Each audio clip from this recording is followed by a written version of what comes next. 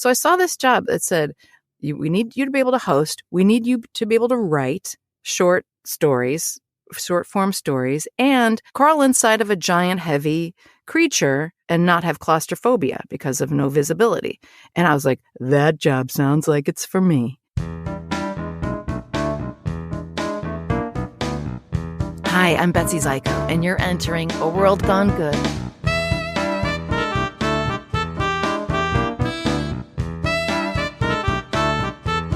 Well, hello, my name's Steve, and this is A-May-Zing May, where you get 2 new episodes every Wednesday, and well, look at that, it is Wednesday. Before we get the first of 2 new shows going here, let me do my weekly spiel where I beg and plead for you to please subscribe to our show. Pause this episode. Go do it right now. Go ahead, pause. I'll wait. I'm waiting. Patiently waiting. Cool, you're back. You've subscribed.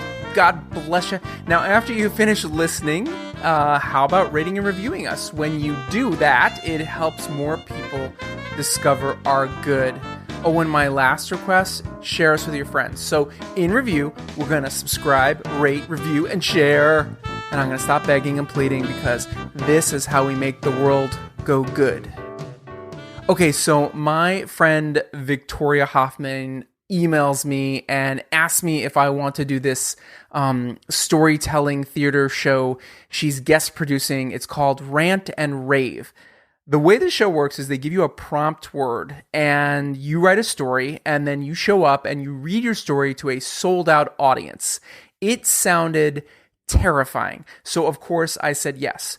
Mostly because I like to do things that scare me a little, that get me out of my comfort zone and push me, you know. I've been on stage before. I hadn't been on stage in a few years, not in front of a live audience, not since I used to do slideshows. So I'd say it probably been like maybe 3 years. The prompt word for this show was pain. I wrote a story about losing our cat, then my dad, then our dog, all in the span of 6 months. And my piriformis issue that resulted from it. I felt that this sort of summed up pain. If you don't know what piriformis is, go look it up. But trust me, ow. I showed up at the theater, met Vic and the other performers, as well as the regular producers of Rant Rave, Sarah Fenton and Betsy Zajko. And the show started with a host. This guy is Ron Botita. He is... The best way I could describe Ron is he's a force of nature. I don't want to boost his ego too much if he's listening, but he is just shy of genius and or madman. And I just have to say I'm good either way with it. He's pretty incredible. So it was a great night being in the presence of these other artists, telling stories, feeling protected and safe with a listening and engaged audience. My one goal for the night was to finish reading my entire story to this crowd without crying, and well, I didn't reach my goal. Lots of good did come from the night, though. I was asked back 2 more times to be a storyteller, and the last time I was asked to guest produce. But the best part of saying yes was that I got to meet and strike up a friendship with Betsy. She has been such a supportive fellow artist to me, especially with this podcast. She sends me emails and texts after she listens to episodes, and she suggests people like Julian and Eric, who were in our Musicals Gone Good episode. And I asked her a few times to come by and be a guest herself, and she kept saying things like, well, we'll see. I get those kind of answers. Maybe it was my persistence, or maybe it was because I reminded her that I said yes to Rant and Rave 3 times, so she can say yes to World Gone Good once. Whatever the reason, she finally said yes. And what you're about to hear is our oh-so-good conversation from one storyteller to another. Betsy Zajko, after much pleading, negotiating. I avoided you. What other words can I use? Blackmail. I have conned you into joining me on the podcast. I know. I didn't have the confidence for it. I know. Well, here you are. You are no confidence. She's a former journalist. Host and producer of NPR and CBS, we got one thing in common, CBS, award-winning Associated Press and the Society of Professional Journalists winner. Yeah. But most importantly, you consider yourself a radical empath, and that's where we're starting. What is a radical empath? Go. Okay. Convince me. Well, I feel, and I love, and I am excited by people and fascinated by their stories. And I have been since my earliest memory. I've cared about people. That's a great thing. Especially right now, don't you think? Mm-hmm. Yeah. So, and I, something that came natural to me as a journalist, which isn't what I trained to be, but I discovered I was good at, is removing my bias in order to listen to somebody else's point of view that I don't necessarily agree with nor understand, and to stay curious. So that's somehow innate in me. And I think it was a combination of nature and nurture. And I grew up, life circumstances when I was a child led to me being naturally empathetic and then enhanced by life experience. I grew up with a sister who was at death's door for many years and spent a lot of time at home and in and out of the hospital for years. She was my big sister. I didn't realize until later in life what an impact that made on me in terms of how I really don't make plans in life, because it can end at any time, and you just, it sounds hokey. I'm not really into the positive mental attitude movement, but I do have that. You never know what's going to happen, so just dive in and do it. Which is perfect, because that's how you and I met. We met because you do a show called Rant Rave that you've been co-producing with your friend Sarah Fenton. That's right? Mm-hmm. Oh, I got it right. Thank God, my memory. And I was invited. I was invited to be part of it. And tell everybody what Rant Rave is. Rant Rave is a storytelling show live at Rogue Machine Theater. It was started by Roxanne Hart and John Polono. Oh gosh, it's been going for 12 years. And then at some point, I mean, I don't necessarily lead with my background, but when I was at NPR, one of my favorite people I worked with as a producer was Harvey Pekar, storyteller, famous for the comic book American Splendor and later the movie. And I used to produce stories for NPR, commentary, and he was one of my writers, Mae Dragan, Diana Keogh, and several others. And I just loved Rant and Rave because it was storytelling that was immediate, intimate, a word prompt, and then people inspired by a word prompt to just tell a story true to their life, to first person story. And after years of attending, I used to say, hey, if you ever want a guest producer, I would do that. And then one day, John's career blew up and Roxanne and everybody got busy, and I stepped in and guest produced, and finally, and it went very well. And Sarah Fenton had already come on board to start assisting, and they said, hey, we're ready to pass the baton. So Sarah Fenton and I took over, and we have 6 writers each month telling a true story based on a prompt. So the prompt can be love, time, tickle. Right now that we're at home, Tickle is a show that was 1 year ago, and we are rolling out those 6 stories once a month, publishing them now for the first time on the internet. So what did you go to school for? Because you said you kind of fell into your journalistic world that you lived in, but what did you go to school for? Did you go to school? So when it was time to go to college, I was a kid who, when I was in 3rd grade and they said, what do you draw a picture of what you want to do for a living? I drew a picture of an actress. Oh, nice. So that's, in 3rd grade, I already knew. I took pretend extremely seriously. Okay. And I didn't know that till later, that like when I was playing waitress at my grandmother's house, I had the table set up. I smoked the cigarettes, which were little pretzels, the little mini pretzels. Yes. And I would take the highball to the table, and I'd put a little cherry in it, but that was the eyeball, because you remember the old Leprosy song, there goes my highball eyeball into my highball. And I would walk around like the Vegas waitress, and I'd put on this voice, and I'd be serving the imaginary patrons. So I was always that kid. I would pretend to be Mae West in the bathroom. Every time I, went pee, I couldn't walk beside the bathroom mirror without, so it'd be so good to see you sometime. I was that kid. But it was always in my private life that I did these things. Right. I would embody these characters that thrilled me. Morticia Addams, I would walk around with Kleenex on my hands because of her, her her outfits. I was gonna say, what were those? There was a little. She had little extra pieces of like doily at the wrist. Yeah, there's extra fabric dangling, and I would stick my mom would be furious because I'd stick my hand through Kleenexes and walk around the house, and she didn't know why. But in private, I was Morticia. Anyway, cut to, I never actually did a play until 7th grade.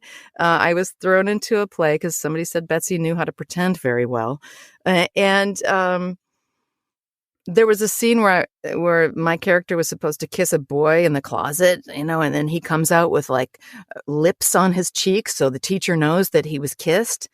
So we get to that scene where like me and my fellow actor, my 7th grade acting partner, we were backstage, and I was supposed to take lipstick like from a lipstick case and draw a little lips on his cheek. Mm-hmm. And when I was back there, he's like, I wouldn't do it. And he's like, do it. I've got to walk out with lips on my cheek. And I said, we're in 7th grade. 7th graders don't wear lipstick. I'm not doing it.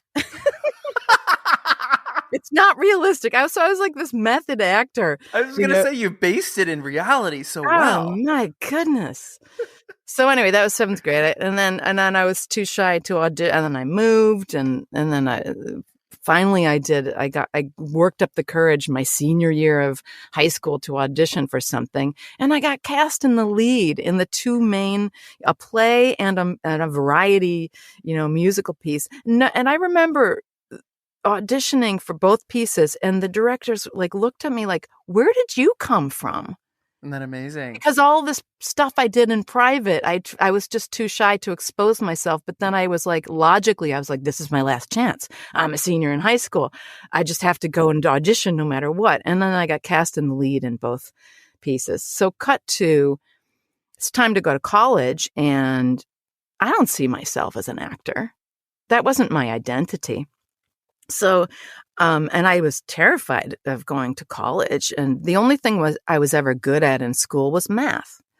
At the time, I didn't know what dyslexia was, but it's clear later in life that I was super dyslexic and ADHD. They didn't have those diagnoses when I was a kid.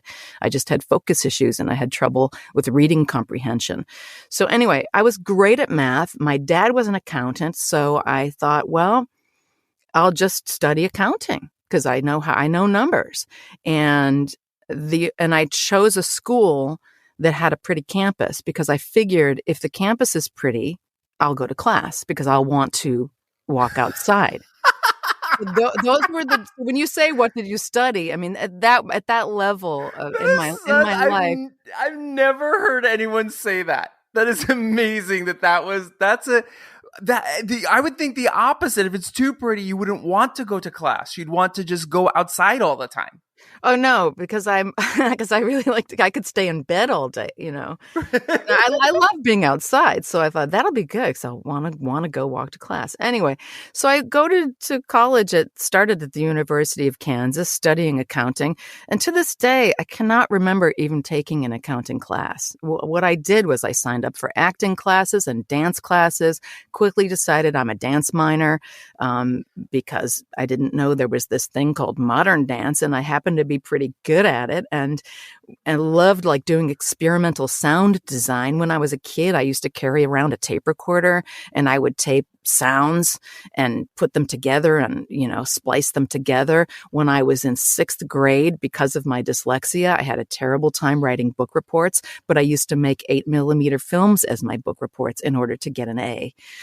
And so Wow. then nobody knew that I didn't know where the commas went or didn't know how to spell. So anyway, so I'm in college and I'm just being myself and about close to my junior year, a girlfriend of mine who I went to high school with said, Betsy, you're an actor. And that's when the light bulb went off. not until she said, why don't you just transfer to Columbia College in Chicago? Because you're an actor. So it took, and I said, and it just, then I followed the logic. Oh, that's right. I'll go to an acting school. So I told my parents, I'm ready to be an actor. And they said, my dad is logical. They're always supportive. They're so supportive. And they said, and practical. And they said, it's not practical, but we can see this is what you want. So they supported that decision, and I transferred to Columbia College. I took everything so seriously that Sheldon Patinkin, the head of our department, used to always say, at the beginning of every semester, at some point, he would say, if what you want is a home and a lawn and children, realize what being an actor really is. The chances of that, of you being able to have that and be an actor, are very slim. It was like the realistic theater college. People didn't just go to college to learn theater and get good at a skill. He was like, this is what a life of an actor looks like. And then my Aunt Kathy was hosting an exchange student who was in town with this program called Up with People. And this German exchange student was wanted to hang out with me and tell me about this program, Up with People. And I thought it was the cheesiest, most ridiculous thing I've ever seen. And like, as a theater person, are you kidding? Like, turning my nose up at variety show type performing was, what I did. But when I met this woman from Germany and hung out with her, and she told me what they actually do when they're not on stage, they do community service work. They travel around the world. They're in a different city every 3 days, and they're living in people's homes.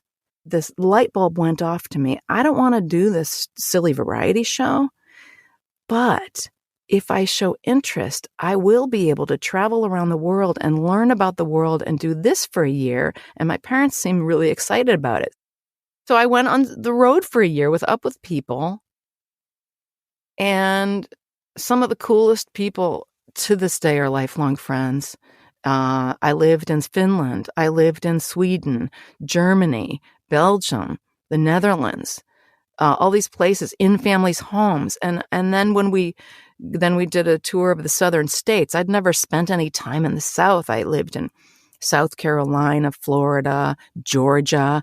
And then when we rolled through Alabama, Up with People did their show, and this news director invited me to spend a day shadowing a reporter and interviewing on their TV show to discuss the program of Up with People.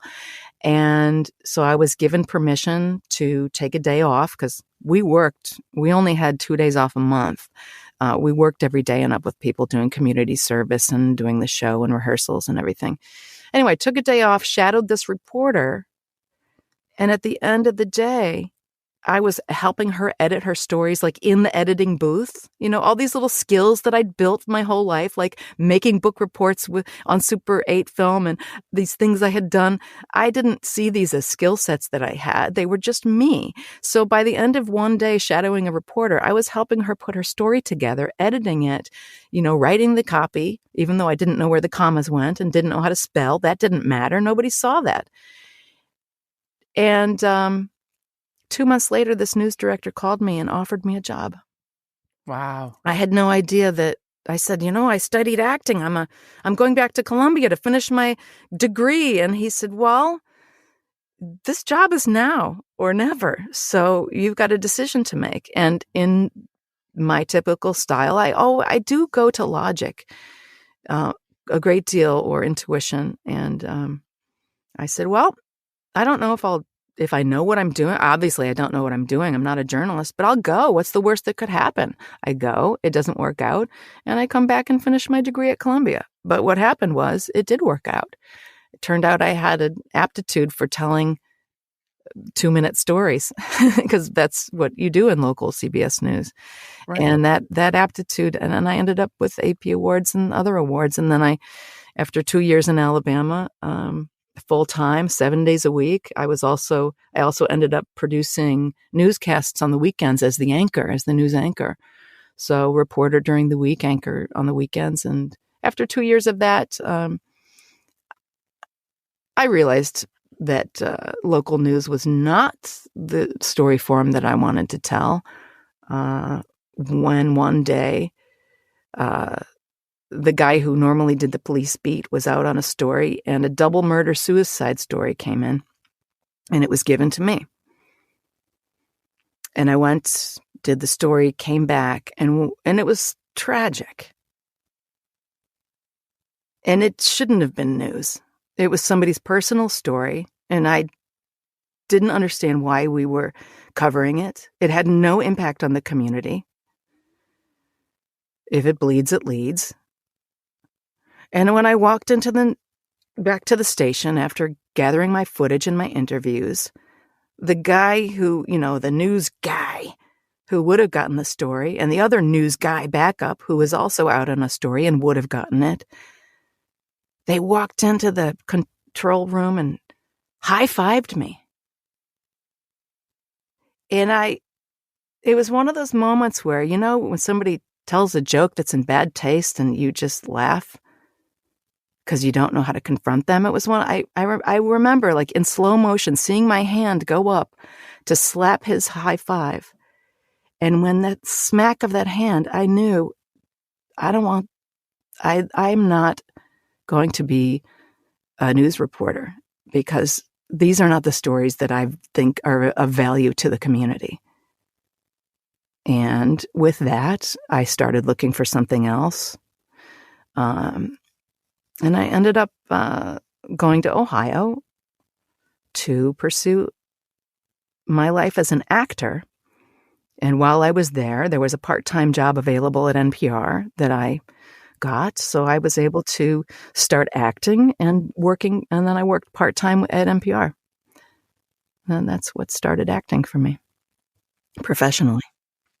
There's so many incredible things you just said, because first of all, one thing I always say to people who didn't go to any college at all, I have certain friends who didn't go to any college at all. I have no problem with that. But some of them turn their nose up about it and say, well, it's just, I was ready for life. I was ready to jump in life. I was ready to start my career. And I'm totally for that. That's great for you. But the thing about college is that it's not just going to classes.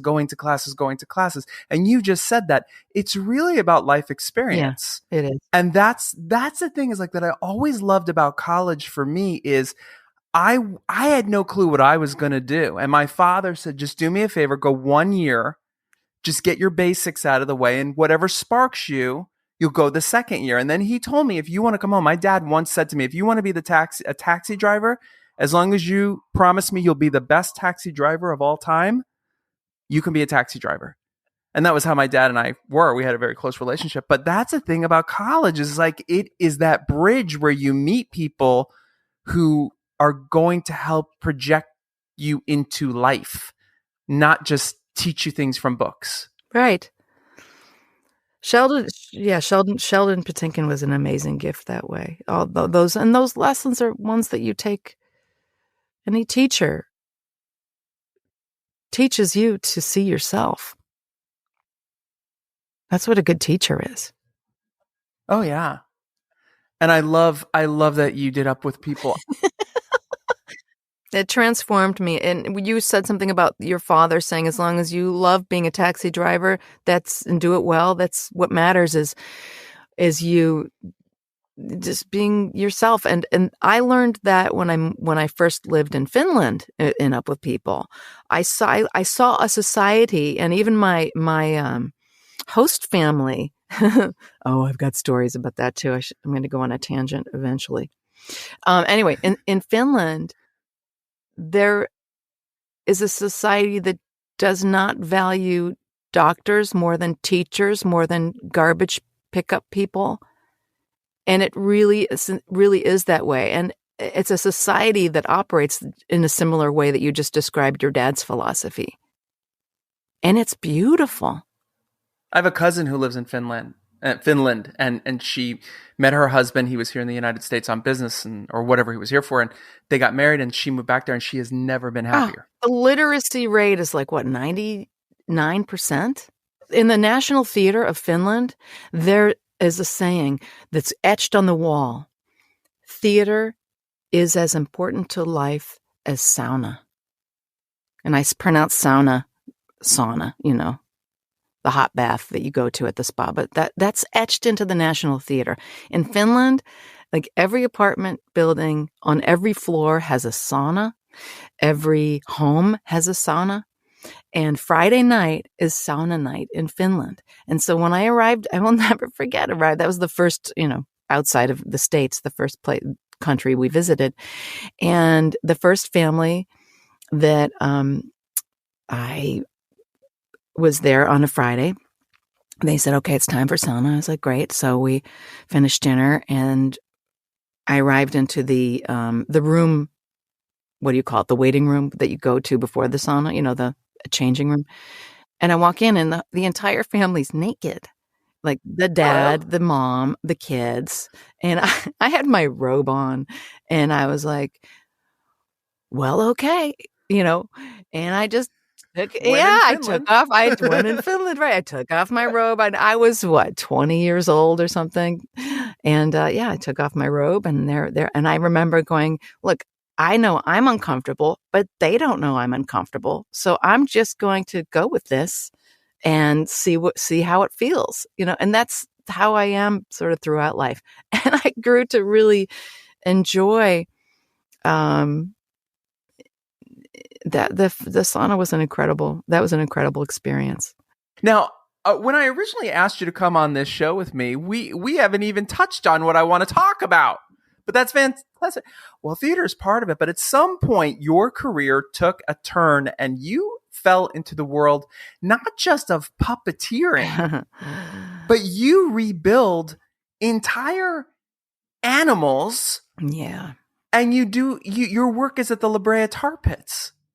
So, right. When I decided to up and leave Chicago and leave a 17-year marriage, I got rid of everything that I owned except for what would fit in my car. And I drove to Los Angeles.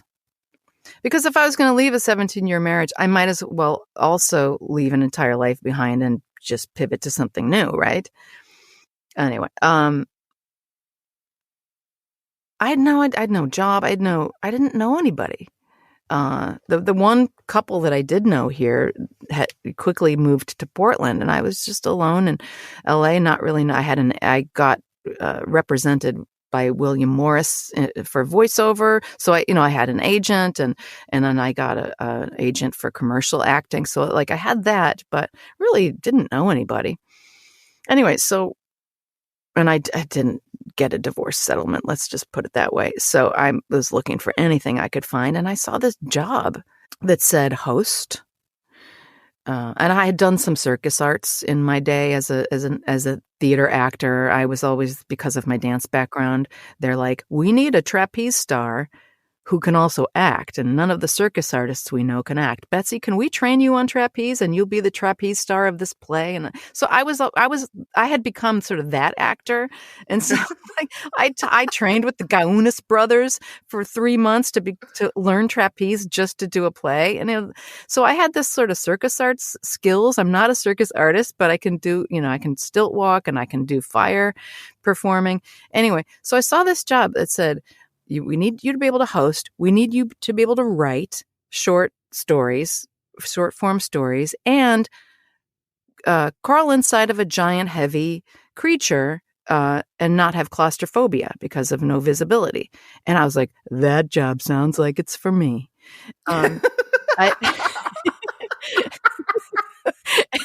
And I didn't know that it was going to be a Jim Henson creature that had not yet been built. And I didn't it didn't even register that it was at the Museum of Natural History in Los Angeles, because the job posting came up on an actor board. And I was like, oh, wow, circus skills, all these skill. And so I went in and I did the 2-minute audition. Was, they gave you 6 hours to write a story and show off your skills. And so I wrote this sort of scientific piece about centrifugal force and did some of my poi, which is like a fire kit, but I didn't light it on fire. And I got the job. And then I realized they had commissioned the Jim Henson Creature Shop to build a saber-toothed cat for the opening of the Ice Age or the Age of Mammals exhibit, and that was in 2010.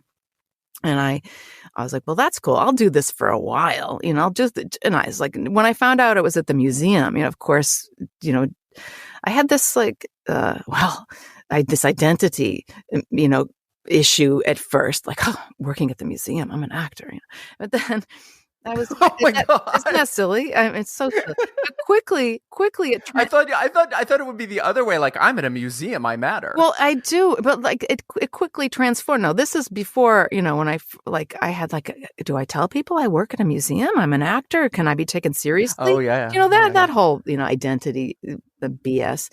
But, it has been the most little did I know that 11 years later, I would still on the weekends be crawling into a Jim Henson 75-pound animatronic saber-toothed cat and roaring around as a teaching artist to, having people learn about the Pleistocene era and these megafauna that lived in Los Angeles and, 200,000 years ago. But by doing it through theater arts, it's incredible. And they built this creature on my body. There were 3 of us were hired, and I think I was like the middle range of size. So they chose me, and I love like a physical challenge. So when I went into the creature shop, they're like, we better do a part of your body at a time because, it's very intense and blah, blah, blah. And I was like, no, I can do it. I can do the whole body. So like everything except for my little tiny face, the little circle of my face was covered in this plaster and put in the position of like what the cat would need to be. So my arms were elevated, but I was basically on all fours in a quadruped position. And after, I don't even know how much time it took for that plaster to solidify, but it got to the point where it was so intense and I had to be still. You can't move when that's drying. Otherwise you'll crack the cast. And my boss was within earshot, and I whispered to her because I didn't want the Henson Creature Shop people to know. I just said, could you put a bucket under my face? Because I think I might throw up. It was so intense. Wait, is it constricting as it hardens? As it hardens, you're not allowed to move. If you move, you'll crack and ruin the whole thing. So it just starts getting hot. Yeah. And your brain must start playing tricks on you. No, I love, and I'm a high risk activity person. I put fire in my mouth and eat it, and that's fun for me. Oh, sure. Okay. So I didn't mind the discomfort. Like I wanted the challenge of being able to. It was staying still. Yeah. Because what you wanted, and suddenly I just had this urge to throw up, and I didn't. I contained it all and never told anybody. Again, I'm saying these things publicly for the first time. Well, they're all going to be held against you by my massive 1 million person audience. I know. But if you go to the Jim Henson Creature Shop website, I think they still have a picture of my body mold there. And at one point, I went to the shop we were doing some repairs or something, and I saw my body, my quadruped form sitting on a shelf. And I just love that. It's the coolest job. And it's on the weekends. So and it's just my happy place. You are a builder now. So you went from being in it to building it. Well, I've always been a fix-it gal since an early age. Anyway, so naturally, when I see these animatronics working, this is an incredible piece of machinery. The man who engineered it was recruited by the military, and he's like, no, I want to make puppets, because the engineering on these animatronic creatures are phenomenal. And it's got 3 servos, like military grade servos, to operate the head. And I just like watching how it works. And I know that I can figure it out if I'm just given the permission. And so my supervisor, Eli Presser, who's an incredible puppeteer, he's been puppeteering since he was 14. And was trained, through an apprenticeship at Red Moon Theater in Chicago, where I also worked and did stilt walking for back in the day. Anyway, Eli saw that I had this aptitude, and he trusted me and started showing me how to fix things. And he hired me on as his technical coordinator. So I can repair these beautiful creatures now. And it's pretty awesome. And a Triceratops, too, made by Earth, the company Earth in Australia. Well, I normally end with 3 questions, but I actually have 6 questions. Ready? Oh, yeah. Jesus. Question number 1. What would you tell 17, 18-year-old Betsy right now if you could talk to her? That voice you hear is telling you the truth. And you're going to have a great adventure. Wait till you see these chapters unfold, page by page. It's going to be a big surprise. And you're going to love it. Question number 2. What's good about Betsy right now? So I spend 3 hours a week calling people who are at their end of life. I'm a hospice volunteer. I have been for 25 years. And I just check in every week with people. Now that in the pandemic, I can check in with a lot of people. Usually it's just 1 or 2 at a time. That's, I don't, what's good? What's good? What's the question? That's the answer. That's perfect. Okay. Number 3 might be the most important question. Because my other person, my husband, will be very, very happy when I ask this question.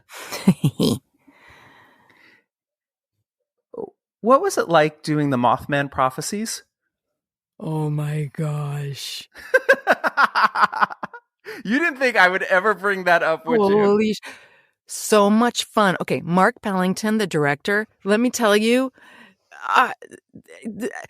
the audition was for a newscaster, right? And I'm like, I got this. I can newscast, in my sleep.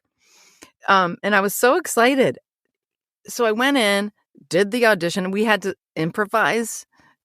And after I was done, Mark Pellington's like, you nailed it. Yeah. What was it like working on set? I was all dolled up in my hair and makeup, ready to be, the reporter, the perfectly put together reporter. And when we drove out to the location, it, in true Pittsburgh fashion, it downpoured. And we sat in a car for most of the day, waiting for one window, looking at the sky. This is before we had cell phones and smartphones, waiting. Okay, the sky's going to open up now.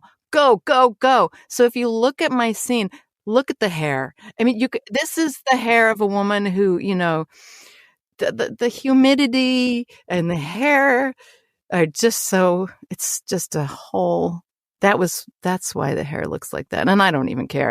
I think it's hilarious. I loved that. I loved being stuck in that car all day and then going out there running and gunning it, just like a real reporter does, right? And that's the scene that it did end up. And I ended a lot of the ending of that was improvised. So that was, and then when the film got put together, I didn't realize Richard Gere was going to be watching me, and I was such a pivotal realization in the movie. I was just happy not to get cut from it. Where can people find you online? Where can people follow you? On Instagram and TikTok, I'm Betsy Boobop. 2 final questions, both of which can reflect back on anything we've already talked about or anything you want to say. Who inspires you? So I looked up this word because I've heard your podcast. And I thought, inspire. I think so many people have inspired me. And then I thought, well, what's the difference between admire and inspire? And inspire is somebody who will prompt you to want to do something creative, is what I recall from the definition that I looked up last night. I see my parents as inspiration.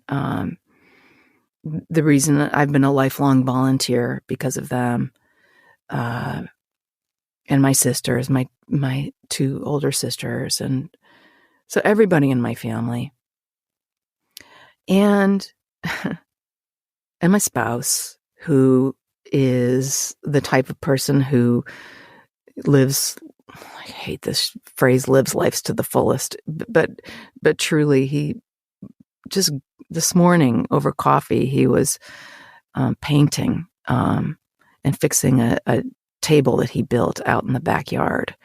We have so much fun together. Picking up, we go on walks and he's always like looking at the colors of the sky and he's like, wow, look at that. Wow, look at that. And I'm just like, huh? Oh, yeah. And living with somebody who is visual like that, because even though he's a screenwriter and a director, he's first an artist. And I find that really inspiring. And the final question, which you already know because you already listened to the podcast, tell me something good. I forgot about that one. Surprise. Listening is good. Listen. Listen more often to things than to beings.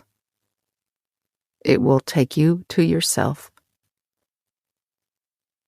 You have a guide that will guide you. Listen. Listening is good.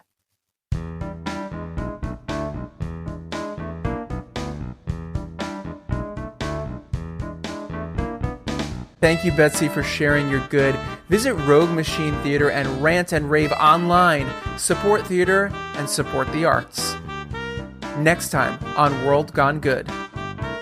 I mean, I love cooking, but the best part of it is when we're exchanging with our masks on and 6 feet apart, and and just having that conversation of how are you surviving? How are things going? Are you okay? Did you get the vaccine? Is your parents okay? How's the family? Like, that little bit of conversation to me was really what was important. John Lawrence Rivera immigrated to this country, started a career in a bank, left the bank to explore his passion in theater, and then the pandemic hit, and so he opened Flip Kitchen, where he feeds his community for free every single night of the week. John is so good, and his story is so good, but best of all, there's a twist you won't see coming that ties back to the show that you just listened to, and I promise you, when you hear my reaction, I can't wait for you to have your own. You are going to laugh so hard when you hear what it is. The world is a lot smaller than we think, and that's what makes it so good. Your second episode of World Gone Good's A-May-Zing May is already up. You go listen to it right now if you want. Until then, be good.